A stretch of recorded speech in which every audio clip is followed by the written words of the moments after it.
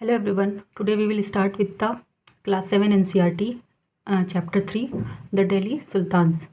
It explores the rise and expansion of the Delhi Sultanate, the different dynasties which are mentioned here that ruled between the 12th and 16th centuries, their administrative system and their impact on Indian society and culture.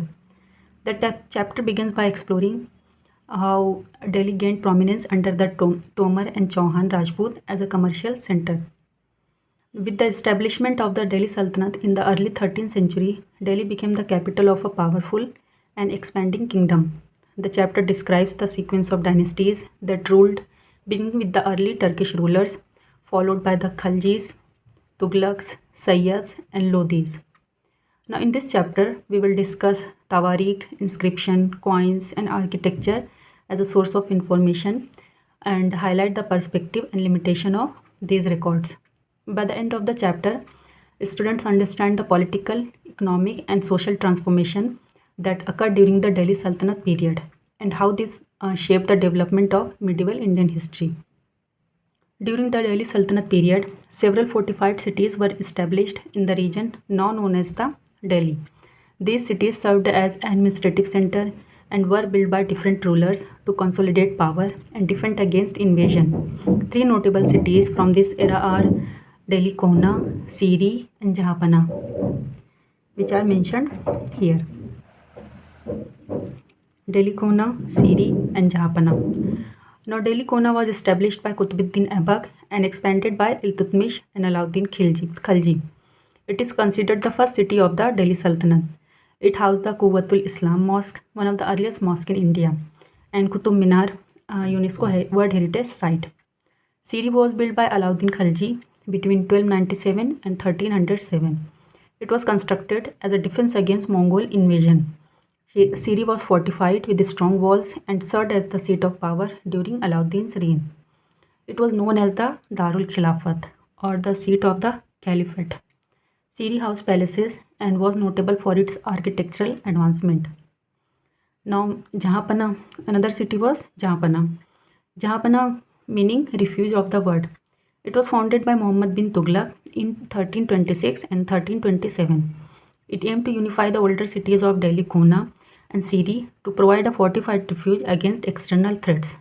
It encompassed a vast area with walls connecting with the older city, including notable structures like Begumpur Mosque. These cities reflect the strategic and architectural evolution of Delhi under the Sultanate, each contributing to the city's rich historical tapestry. Now here you can see the position of the city which was built. Now here is Siri and Jahanpana. Another one is Delhi Kohna. Now next is finding out about the Delhi Sultans. Now how do we know about the Delhi Sultans? To comprehend the history of the Delhi Sultan, historians rely on various sources like inscription. As we know, these are writing engraved on stone, pillars and walls, providing official records of event, proclamation and achievement. Now another one is coin. They offer insight into the economy, trade and rulers of the time. The inscription and the design on coin help identify the reigning monarch and their titles. Now the third is architecture. Monuments like mosques, forts and palaces reflect the architectural style, cultural influences and technological advancement of the era. Now Persian chronicles are also which is also known as Tawarikh. These are historical accounts written in Persian, the administrative language of the Delhi Sultanate. They are invaluable for understanding the political and cultural aspect of the period. Now let's look at the role of the personal chronicle, that is Tawarikh. Now Tawarikh were authored by learned individuals such as secretaries, administrators, poets and courtiers. These chronicles served multiple purposes like recording events. Now they documented significant occurrences, battles and administrative changes. Advising rulers, authors often included guidance on governance, emphasizing the importance of justice and ideal leadership. Now, it also promoted social order. The chronicles advocated for a societal structure based on birthright and gender distinction, reflecting the prevailing norms and biases of their time. Now, it is important to note that these authors primarily resided in urban centers like Delhi and rarely had direct experience with rural life. Their writings were often commissioned by rulers, leading to the potential biases aimed at pleasing their patrons. Now here is one term given, the circle of justice. I will discuss this later because a question regarding this has been asked, so we will discuss it later. Now let's learn about the Razia Sultan, a trailblazer in Indian history. In 1236, Razia Sultan, daughter of the Sultan Iltutmish, ascended the throne of Delhi, marking a significant moment as the first and the only female ruler of the Delhi Sultanate. The chronicler Minaj Siraj acknowledged Razia's competence, noting she was more qualified than her brothers. Despite her abilities, Razia faced resistance from noble uncomfortable with a female sovereign. Her attempts to assert independence and appoint non-Turkic officials led to further dissent. In 1240, Razia was deposed by a group of nobles. She later attempted to reclaim the throne with the support of her husband Ikhtiaruddin Altunia, but was ultimately defeated and killed. Razia's reign, though brief, challenged the gender norms of her time and remains a significant chapter in Indian history. Now the next is from garrison town to empire, the expansion of the Delhi Sultanate. In the early 13th century, the Delhi Sultanate control was primarily limited to fortified towns like Delhi, with minimal influence over the surrounding rural areas. The sultans relied heavily on trade, tribute, and plunder to sustain their rule, maintaining authority over distant regions such as Bengal and Sindh, which were challenging due to the factors like rebellion, wars, adverse weather, Mongol invasion from Afghanistan. These challenges often disrupted communication and weakened central authority. The consolidation of the Sultanate began under Ghiyasuddin Balban, who implemented strict administrative measures to strengthen the empire. Subsequent rulers like Alauddin Khalji and Muhammad bin Tughlaq expanded the Sultanate's territory significantly. The expansion occurred in two phases: internal frontier expansion, and another one is external frontier expansion. Now, internal frontier expansion efforts were made to bring the hinterlands under control by clearing forests in regions like Ganga, Yamuna, Doab, displacing hunter-gatherer communities and promoting agriculture. New fortresses and towns were established to protect trade routes and encourage regional commerce. Now, in the external frontier expansion, military campaigns extended into southern India during Alauddin Khalji's reign and continued under Muhammad bin Tughlaq. These expeditions resulted in the acquisition of resources like elephant, horses, slaves, and precious metals. By the end of Muhammad bin Tughlaq's reign, the Sultan has expanded across a vast portion of the Indian subcontinent. However, the effectiveness of control over these territories varied, with some regions being more firmly integrated than the other. Next is administration and consolidation under the Khalji. Next is administration and consolidation under the Khalji and Tughlaq. The Delhi Sultanate administrative framework was meticulously structured to consolidate and maintain control over its vast territories. Let's take an overview of its key components. One is Bandagan. Bandagan is slave officers. Sultan Iltutmish initiated the practice of appointing Bandagan, slave trained for military and administrative roles, to significant position within the Sultanate. These individuals, often of humble origins, were entirely dependent on the sultans, ensuring their loyalty. Subsequent rulers, including the Khalji and Tughlaq, continued this practice, elevating clients and slaves to high offices. However, this system sometimes led to instability, as these officers were loyal to their patrons, but not necessarily to their successor, causing friction during the transition of power. Now, another is Ikta system and Tis. Now, Ikta system was a pivotal administrative mechanism wherein the Sultanate territories were divided into Iktas. Iktas were land assignment. These were granted to Muktis, also known as Iqtidars, who were responsible for leading military campaigns, maintaining law and order within their assigned region, collecting land revenue, which served as remuneration and funded their troops. To prevent the emergence of autonomous power centers, the Sultanate implemented measures such as non-hereditary appointment, periodic transfer of muktis, deployment of state-appointed accountant to audit revenue collection. These checks ensured that muktis remained accountable and prevented the misuse of authority. Now, what were the land reforms which were land revenue reforms which were carried out under the Alauddin Khalji? Now, Sultan Alauddin Khalji introduced significant reform to enhance state revenue and curtail the power of local elite. Now, he introduced the system of land measurement. It implemented systematic land surveys to assess and categorize agriculture land based on fertility.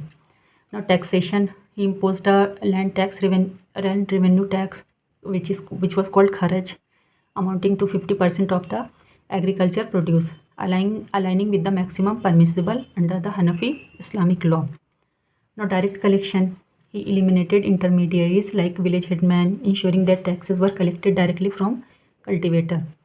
Now, there were some additional taxes like he levied taxes on cattle and houses, further augmenting state revenue. These measures not only increased the Sultanate income but also diminished the influence of local chieftains, reinforcing central authority.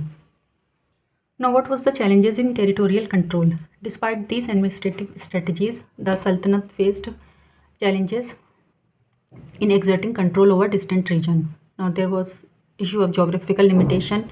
Remote areas like Bengal and parts of southern India were difficult to govern effectively from Delhi. Local resistance, forested region and territories with strong local chieftains often resisted Sultanate authority. Now, it was an issue of temporary control. While rulers like Alauddin Khilji and Muhammad Tughlaq managed to assert control over certain areas, such dominance was often short-lived due to logistical challenges and local opposition. Now here, a comparative studies has been done between the administrative changes which Alauddin Khilji brought and the changes brought by Muhammad Tughlaq. Please take a look at this. Now next is the Sultanate in the 15th and 16th centuries. In this, we learn about the political scenario in India during the 15th and 16th centuries, just before the rise of the Mughal Empire under Akbar. Now, after the decline of the Tughlaq dynasty, two short-lived dynasties, the Sayyids and Lodi, ruled from Delhi and Agra up until 1526, when Babur defeated the Lodi Sultan in the first battle of Panipat and founded the Mughal Empire. Now, rise of regional kingdom, like during this time, many parts of India became independent and powerful. Jaunpur, Bengal, Malwa, Gujarat, Rajasthan, South India were ruled by local kings. New political groups also rose, like the Afghans, Rajput, who became significant powers. One such ruler was Sher Shah Suri. Let's see Sher Shah Suri's rise and contribution. Now, Sher Shah Suri began with a small role in Bihar, working for his uncle. Eventually, he grew powerful enough to defeat Humayun, the Mughal emperor. He ruled Delhi from 1540 to 1545 and founded the Sood dynasty, which lasted till 1555. Though short-lived, Sher Shah's rule was impactful. He reformed the administration, improving upon system used by Alauddin Khalji. His model of governance, that is land revenue system, road networks like the Grand Trunk Road, was later adopted and improved by Akbar. Even though his dynasty did not last long, Sher Shah's administrative system laid the groundwork for the Mughal administration under Akbar, which helped in building a strong and centralized empire. Even though he ruled only for 5 years, Sher Shah's visionary reforms influenced Indian governance for centuries. Akbar and later Mughal emperor adopted many of his systems. Historians consider him a model ruler, combining military brilliance and administrative genius.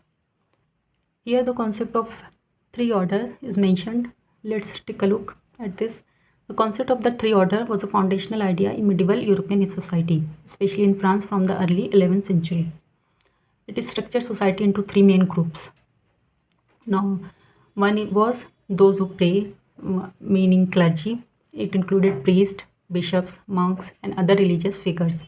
They had spiritual authority and often considerable economic influence, as the church owned vast land and was exempt from many taxes.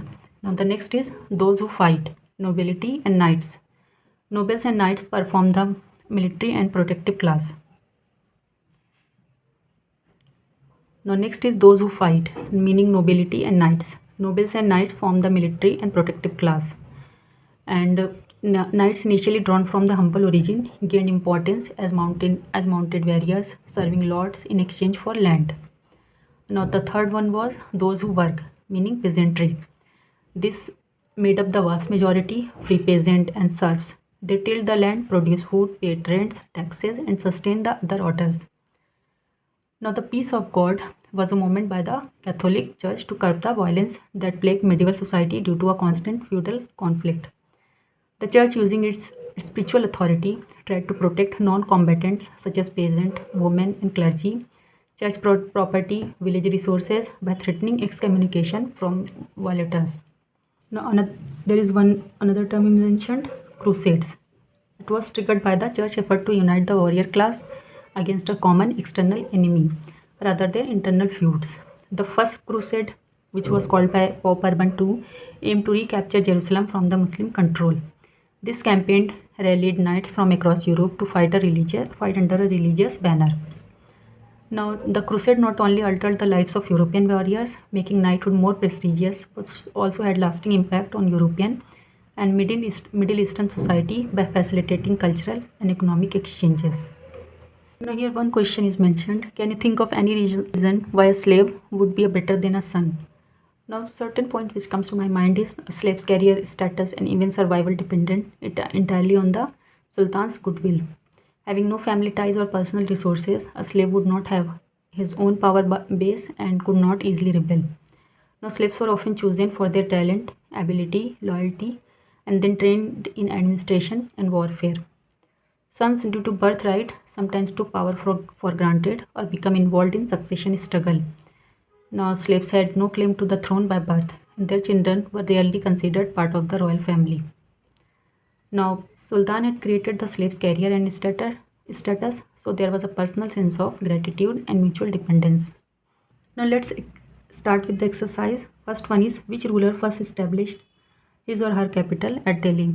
Now, Anangpal Tomar is credited with founding the city of Delhi, then called Dilika or Delhi, around the 11th century, possibly around 1052 CE. What was the language of administration under the Delhi Sultans? The official language of administration during the rule of the Delhi Sultans was Persian, which is Farsi. While Persian was the official and elite language, local languages like Hindi, Sanskrit, regional dialects continued to be spoken among the masses. In some regional sultanate like Bengal or Gujarat, local languages were used alongside Persian for communication with the general public. And the third is in whose reign did Sultanate reach its farthest extent? Now, Delhi Sultanate reached its farthest extent during the reign of Muhammad bin Tughlaq. The Sultanate stretched from Himalayas in the north to deep into the south, including large parts of the Punjab, Bengal, Gujarat, Deccan, and even parts of the Tamil Nadu. His empire covered nearly the entire Indian subcontinent, more than any other sultan before or after him. Now, the next is from which country did Ibn Battuta travel to India? Now, Ibn Battuta came to India from Morocco as part of his incredible 14th century journey across the Islamic world. Now, the next section is let's understand. First is according to the circle of justice, why was it important for military commanders to keep the interest of the peasantry in mind? Now, according to the circle of justice, military commanders had to protect and respect the interest of the peasantry because peasants were the backbone of the economy. They paid land revenue, which funded the army and administration. If peasants were exploited or oppressed, they would revolt, flee, or stop cultivating, leading to economic collapse. Long-term military strength depended on the welfare of the agrarian base. According to the Islamic political thought, rulers and commanders had a duty to ensure justice and fairness, especially toward the weak, like peasant. Now, the next question is what is meant by internal and external frontier of the Sultanate? Now, internal frontiers were the region within the Indian subcontinent, especially areas close to Delhi, that were not yet fully under Sultanate control or needed to be consolidated. It included forest, remote villages, tribal areas in northern India. The goal was to bring these under cultivation, settle people there, and expand agricultural land. This helped increase revenue and strengthen control. Now, external frontier was the region outside the traditional boundaries of northern India. Now, places the sultans wanted to conquer or bring under his empire, mostly in southern India, like Deccan and beyond, and northwest India. These required military campaigns and conquest of other kingdoms like the Rajput, Yadav, Vaishala, Kakatiya, etc. Now, Alauddin Khilji led campaigns into the Deccan, defeating rulers like the Yadavas of Devagiri. Muhammad bin Tughlaq pushed even further into the South India, briefly controlling vast territory. Now, the next question is, what were the steps taken to ensure that Muktis performed their duties? Why do you think they may have wanted to defy the orders of the Sultan? Muktis were military commanders appointed by the Sultans of the Delhi Sultanate. They were assigned iqtas instead of salaries. In return, they were expected to maintain law and order in the region, collect taxes, pay salaries to soldiers, and maintain troops for the sultans. The sultans feared that the Muktis might become too powerful or act independently, so they introduced strict checks and balances. What was that? One was frequent transfer. Muktis were not allowed to stand in one iqta for too long, which prevented them from building local support or becoming too powerful. Now, another is auditing and inspection. Now, accountants and spies means barids, were appointed to check the record of revenue collection and military strength. The Sultan's officers made surprise inspections. Now, there was limit on revenue use. Muktis could not keep the revenue they collected. A fixed portion was to be sent to the Sultan's treasury. The rest could only be used to pay soldiers and manage the region. Now, written orders, farmans, Muktis had to follow clear written instruction from the Sultan's court. Deviating from them could lead to punishment or removal. Now, what was the impact of the Mongol invasion on the Delhi Sultanate? Now, constant threat from Mongols during the 13th and 14th centuries forced the Delhi Sultans to build a strong standing army. Rulers like Alauddin Khilji set up garrison towns in border areas, built and reinforced forces in Punjab and along the northwestern frontier. He reorganized the army and introduced reform to control its cost, like cash salary. Now, economic and administrative reforms to support the military, Sultanate needed more revenue. Alauddin increased land taxes, especially in fertile area like Doab. He controlled market prices to keep soldiers' salaries effective. This was a part of his famous market reform. Now, there was also defensive focus. Now, resources and attention were often diverted to defend the empire's northwest frontier. This slowed southern expansion and influenced administrative focus on security and stability rather than conquest. Now, as the Mongols swept across Central Asia, many scholars, poets, artisans, nobles fled to India. This led to rise in Persian culture, literature, and art at the Delhi Sultanate court. Now, political pressure and instability because of the fear of Mongol attack created political anxiety. Sometimes Delhi rulers faced internal revolts while defending external threats. Some rulers like Muhammad bin Tughlaq considered shifting the capital south to Daulatabad, partly due to Mongol threats. Now, Mongol invasion began in 1220 during Genghis Khan time and continued under various Mongol leaders. Though the Mongols never captured Delhi, they raided parts of Punjab and northern India many times. One of the most serious threats was from Tarmashirin in the 14th century, but Delhi managed to hold out. Next section, I think you should attempt to do on your own. In the next video, we will discuss the next chapter, that is Mughal Empire. Thank you.